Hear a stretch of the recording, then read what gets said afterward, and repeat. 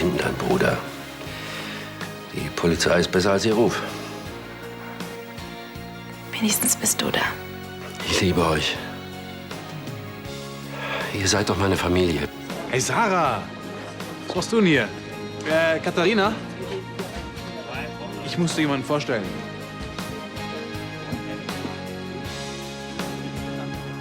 Sie?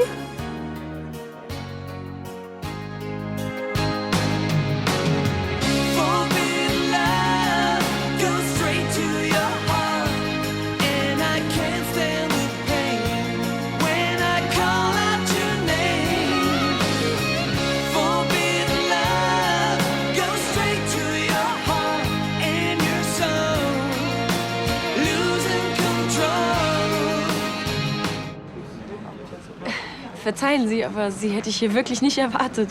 Und vor allen Dingen nicht in dem Outfit. Tja, das ist... Wir machen so eine Art Arbeitsessen. Ja. Katharina ist für mich quasi sowas wie ein Sechser im Lotto. Auf jeden Fall gibt es in Düsseldorf keine Frau, die mehr Ahnung von Hubschraubern hat als sie. Katharina. Ja, ich helfe Gregor bei der Restaurierung seines Helikopters. Ach so. Jetzt seid ihr mir noch eine Antwort schuldig. Woher kennt ihr euch denn? Ja, wir kennen uns von... Der Musikhochschule. Da haben wir uns kennengelernt. Aus der Musikhochschule. Hast du sonst noch Geheimnisse, von denen du mir jetzt erzählen willst?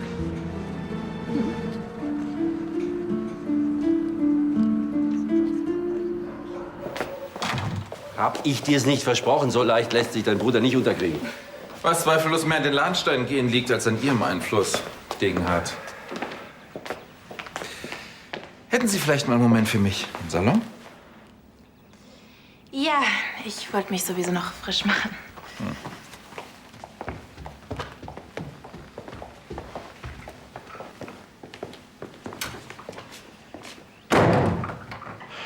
Was gibt es denn? Tanja braucht für die Verhandlungen in Singapur Ihre Hilfe. Sonst platzt der Deal. Das wäre wirklich bedauerlich. Und da der liebe Sebastian ja jetzt gerettet ist, sind Sie doch sicherlich in der Lage, endlich zu fliegen, nicht wahr? Sicher. Aber nicht solange der arme Junge noch im Krankenhaus liegt. Verdammt nochmal, Degenhardt, mir reicht es jetzt. Sie haben doch auch kein Interesse daran, dass unser... Entschuldige, Ansgar, hast du... Worüber echauffierst du dich denn so? Ich wüsste nicht, was dich das angeht. Ja, hast du was dagegen, wenn ich mit Herrn Degenhardt mal kurz spreche? Es geht um Sebastian. Wir sprechen uns noch.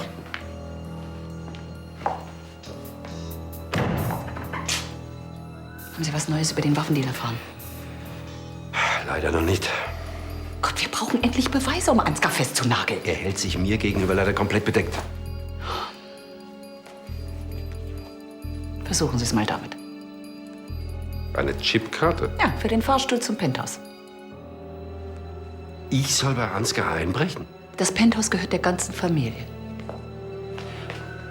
Außerdem dachte ich immer, wenn es um Ihren finanziellen Nutzen geht, dann kennen Sie keine Skrupel.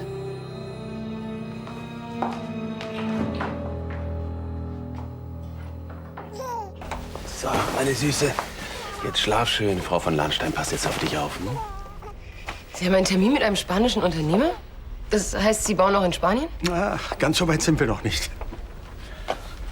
Aber dieser Herr Gomez bietet ein interessantes Konzept für ein ökologisches Wohnprojekt an. Wenn wir das für Düsseldorf gewinnen könnten, dann wäre das für Brandnerbauer eine ganz tolle Sache. So, geschafft. Sie schläft jetzt. Darum hätte ich mich doch auch kümmern können. Nein, nein, nein, es reicht schon, wenn Sie bei der Kleinen die Stellung halten. Wenn sie aufwacht, das Milchpulver ist in der Küche. Okay, Ach so, und die Ersatzschnuller. sind in der Schublade. Inzwischen kenne ich mich ein bisschen aus. Also, können wir? Meine Unterlagen. Einen Moment.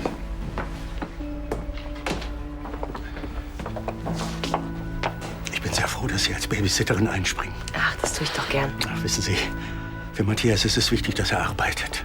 Er muss endlich auf andere Gedanken kommen. Nach dem Tod seiner Frau. Bin soweit. Na dann, viel Erfolg Ihnen beiden. Können wir brauchen.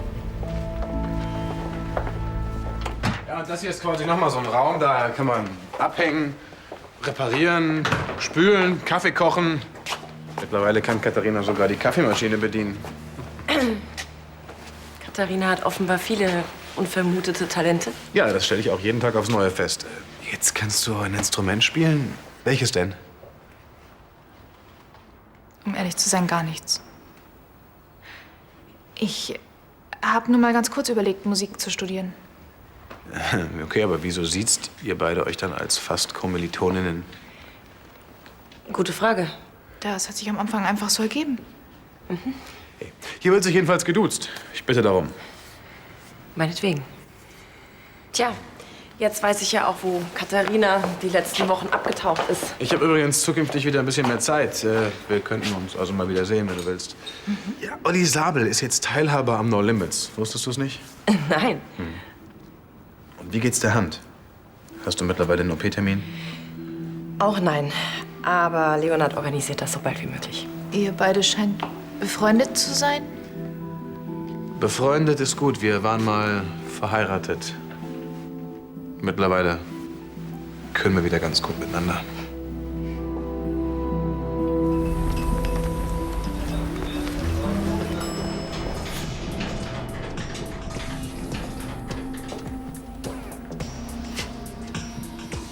Graf Lahnstein.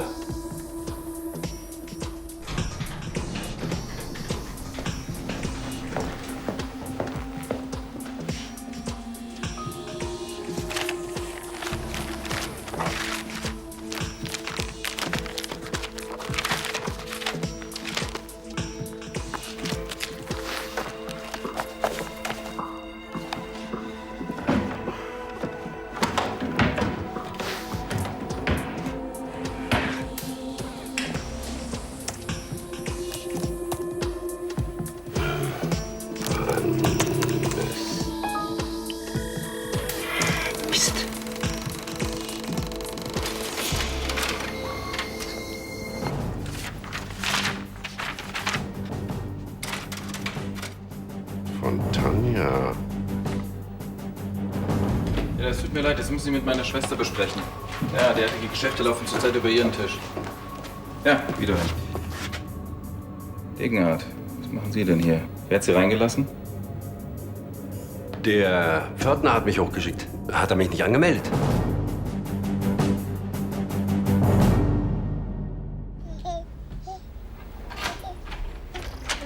Das Ganze kann doch jetzt daran nicht scheitern. Damit konnte doch keiner rechnen. Ist es nicht gut gelaufen? Herr Gomez musste das Treffen absagen. Sein Dolmetscher ist krank geworden. Oh, das tut mir leid für Sie. Ich hoffe, Sie holen den Termin bald nach. Genau das ist das Problem. Gomez fliegt bereits heute Abend wieder zurück nach Spanien. Und wir dachten vielleicht, Nathalie, dass Und wenn Sie... ich für den Dolmetscher einspringe? Ich weiß, das ist natürlich jetzt eine Zumutung für Sie, vollkommen unvorbereitet in dieses Treffen zu gehen. Aber für Brandnerbau wäre das eine Riesenchance. Ja, die sollten wir nicht verschenken. Ich krieg das schon hin. Aber wer passt dann auf die Kleine auf? Na, dann bleib ich eben zu Hause. Und wenn wir Christine einfach mitnehmen? Oder so. Ja.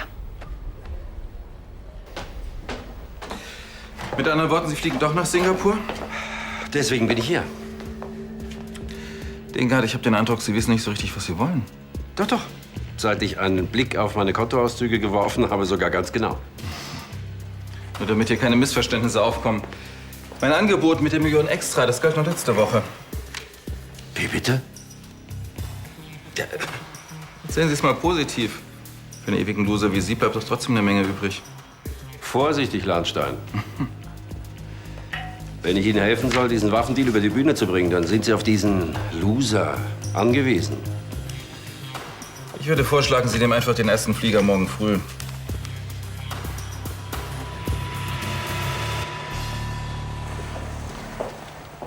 Verzeihung. Haben Sie vielleicht Prinzessin Luise gesehen? Ich? Ich dachte, Sie seien in Ihrer Suite, aber das sind Sie ja. Sie haben mich gesucht? Ihr Verlobter hat angerufen. Ich wusste nicht einmal, wo Sie waren. Wollte Eduard etwas Bestimmtes? Das hat er mir nicht mitgeteilt. Ich war nur im Park für einen Spaziergang. Geht es denn Ihrem Magen wieder etwas besser? Etwas.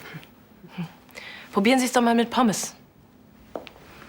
Das soll ja bei Magenverstimmung Wunder bewirken. Bitte? Gute Besserung. Maria, könnten Sie bitte in der Küche für mich einen Kamillentee machen lassen? Ja. Ja, natürlich, Prinzessin Luise. Danke, Sarah. Ich fürchte, ich bin Ihnen eine Erklärung schuldig. Warum spielen Sie Gregor eine solche Komödie vor? Bitte. Nicht hier. Ich denke, das Wesentliche habe ich begriffen. Und während der Verhandlungen können Sie jederzeit nachfragen. Na, da seid ihr ja wieder. Treffen mit Gomez, zweiter Versuch. Frau von Lahnstein wird uns als Übersetzerin unterstützen. Nathalie.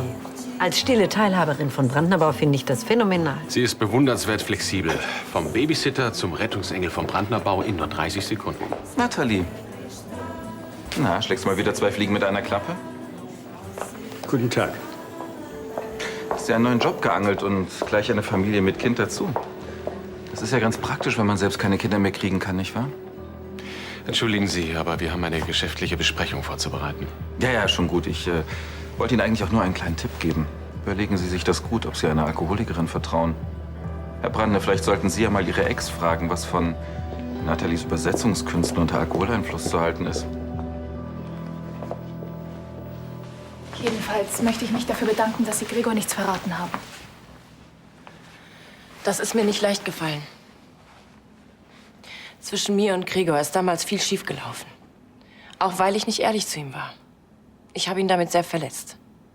Und ich habe mir danach geschworen, ich werde ihn nie wieder anlügen. Lügen hat Gregor nicht verdient. Ich glaube, Sie missverstehen da etwas. Gregor interessiert sich lediglich für meine Hubschrauberkenntnisse.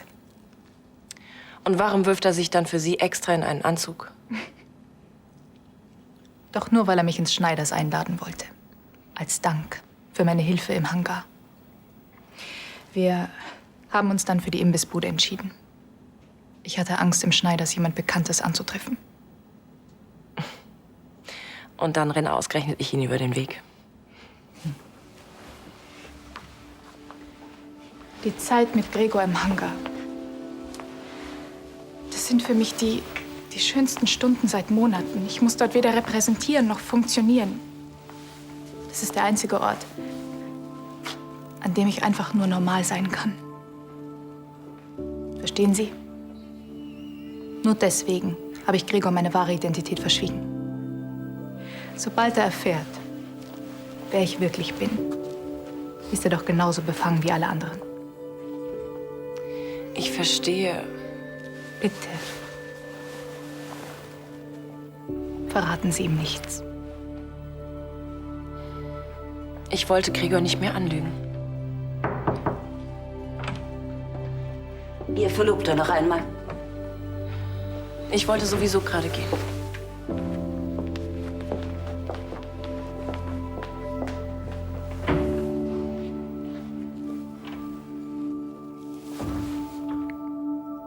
Ja? Dankeschön. Ja.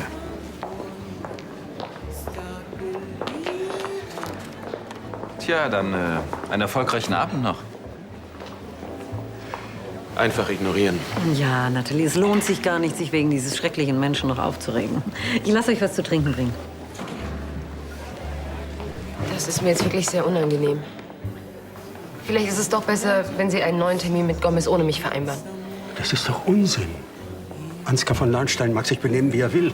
In unsere Geschäfte redet er nicht rein. Kompliment, wie Sie reagiert haben. Absolut souverän. Sie geben wirklich nichts auf Ansgars Worte? Wir verlassen uns da eher auf unsere Menschenkenntnis und die sagt uns, dass Sie eine sehr verlässliche, verantwortungsbewusste Frau sind. Vielen Dank. Señor Gómez? Sie? Bienvenido. Ya le estábamos esperando. ¿Me permite presentarlo los señores Anno y Matthias Brandner? Sehr erfreut. Hola. Schön, dass Sie hier sind. Und die Ärzte sagen, Sebastian wird schon morgen oder übermorgen entlassen. Na, siehst du, sehr schön. Der Junge ist wirklich noch zäher, als ich dachte. Toll, oder? Du, ich komm gleich zu dir. Ich muss nur vorher noch was Dringendes klären unter 4 Augen.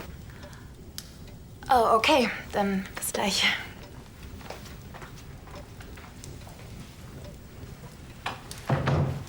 Und, haben Sie was im Penthouse entdeckt? Ich würde sagen, Volltreffer.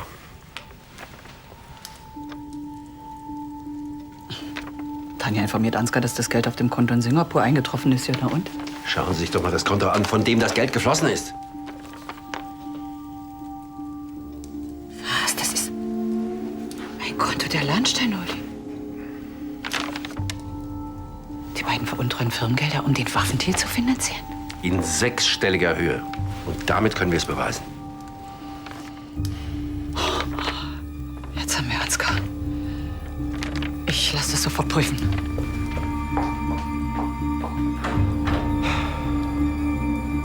Tanja, jetzt entspann dich. Ab morgen kommt wieder Schwung in deine Verhandlungen. Degenhardt packt in diesem Moment sein Köfferchen. Adrian kommt doch nach Singapur? Ja, ich weiß zwar nicht, was den Ausschlag gegeben hat, aber irgendwie konnte ich ihn überzeugen. Hat ja lang genug gedauert. Bist du sicher, dass Carla und Elisabeth den Fehlbetrag immer noch nicht bemerkt haben? Ach komm schon, ich bitte dich. Aus Sorge um den armen Sebastian kriegen die doch gar nichts mit. Wir sollten die Deal aber möglichst trotzdem bald in trockene Tücher bringen. Und unsere Spuren verwischen. Ich frage mich nur, warum das Geld noch nicht in Singapur angekommen ist. Ist doch längst eingetroffen. Die Bestätigung habe ich dir geschickt, oder hast du das Fax nicht gelesen? Bitte? Wovon redest du? Welches Fax? Na, von dem Fax, das ich dir heute Nachmittag geschickt habe. Tanja, also es tut mir leid, ich habe keinen Fax gekriegt. Dann mach die Augen auf. Ich habe den Sendebericht hier vor mir. 14:53 Uhr eurer Zeit. Also. Tanja, wenn ich dir doch sage, hier ist kein Fax. Jetzt sag nicht. War etwa noch jemand im Penthouse? Ja, natürlich. Degenhardt. Ich freue mich wirklich sehr für deinen Bruder. Das hätte alles auch ganz anders ausgehen können. Wo ist Carla? Sie hat einen Termin in der Holding. Wieso, gibt es ein Problem? Nein. Ich erkläre das dann telefonisch. Oh, entschuldigt. Adrian wartet schon auf mich.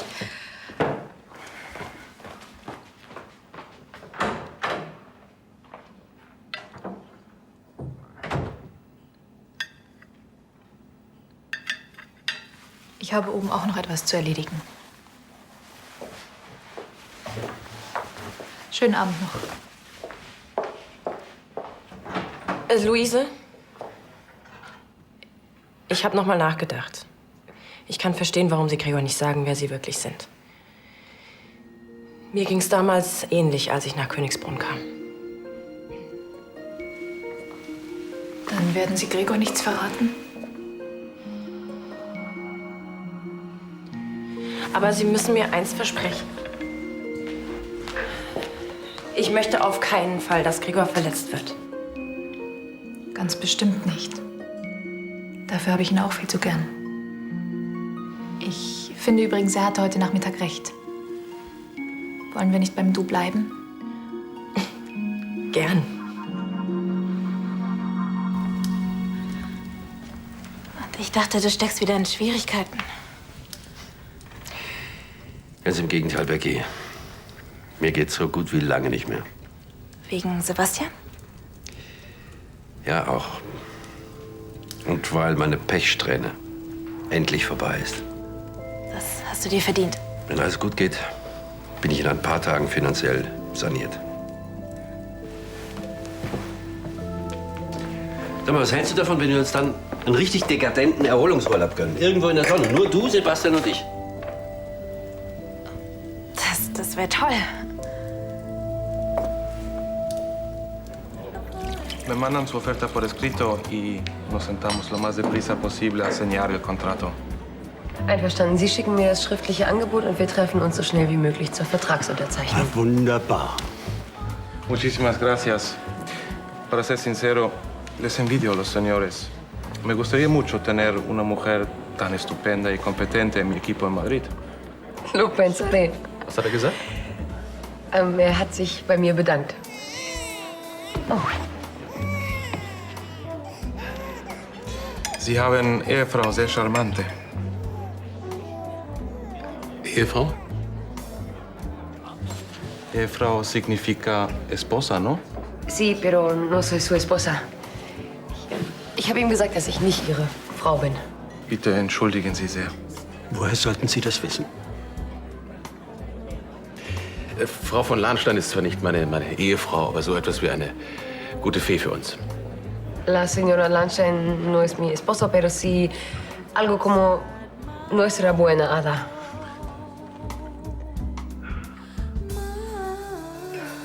Ich warte bereits seit 5 Minuten. Das kann doch nicht so schwer sein, meine Stieftochter für einen Moment aus diesem Meeting zu bitten. Also gut. Sagen Sie ihr bitte, sie soll mich so bald wie möglich zurückrufen. Hören Sie, es ist sehr wichtig. Gott. Immer diese überforderten Assistentinnen. Davon kann ich auch ein Lied singen. Sie mieser kleiner Verräter. Ansgar. Die mit Ihnen war von Anfang an ein Fehler. Ich hätte einfach nicht auf Tanja hören dürfen. Ich sag's ja immer, Ehefrauen sind der Anfang vom Ende. Er mit dem Fax. Nur über meine Leiche. Das können Sie haben. Ansgar, hör auf! Justus! Justus, die Sicherheitsdienst! Das Fax, verdammt nochmal!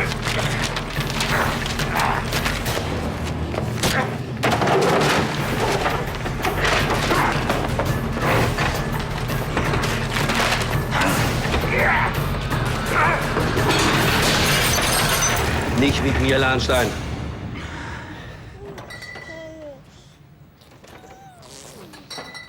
Wenn Sie wollen, dann kann ich das schriftliche Angebot für Gomez gleich fertig machen. Nein, für heute ist Feierabend, weil es nämlich einen sehr schönen Grund gibt, anzustoßen. Meinen Sie nicht? Ach, entschuldigen Sie, den Orangensaft, ich habe ihn Kein vergessen. Problem.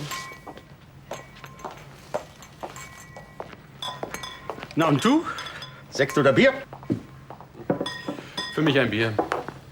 Ach, Matthias, bisschen mehr freuen solltest du dich aber auch. Mit der Konzession für das Projekt beginnt für Brandnerbau eine völlig neue Ära. Ja, klar. Ich bin auch erleichtert, dass wir den Zuschlag bekommen haben. Aber freuen? Ich muss eben immerzu an Katja denken, nach ihrem Tod. Worüber soll ich mich da noch freuen?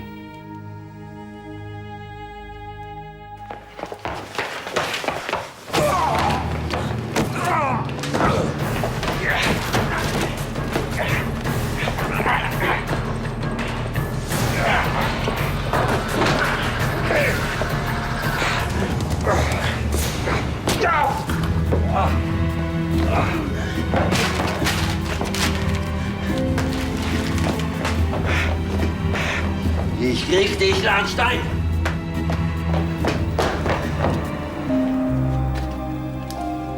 Na los, Degenhardt. Verbrennen Sie sich doch Ihre dreckigen Finger. Ah, das war's dann wohl.